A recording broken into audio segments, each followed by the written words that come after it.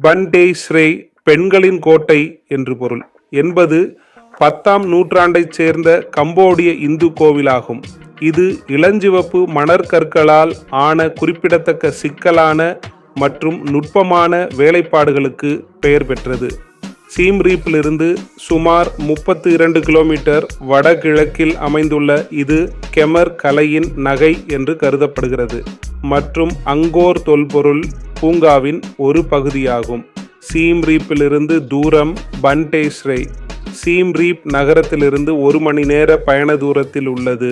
சாலை நன்கு பராமரிக்கப்பட்டு அழகிய கிராமப்புற கிராமங்கள் மற்றும் நெல் வயல்கள் வழியாக செல்கிறது. தனித்துவமான கட்டுமானம் அங்கோர் வளாகத்தில் உள்ள மற்ற கோயில்களைப் போலல்லாமல் பண்டேஸ்ரே முதன்மையாக சிவப்பு மணற்கற்களால் ஆனது. இது விதிவிலக்காக நேர்த்தியான மற்றும் ஆழமான செதுக்கலுக்கு அனுமதித்தது.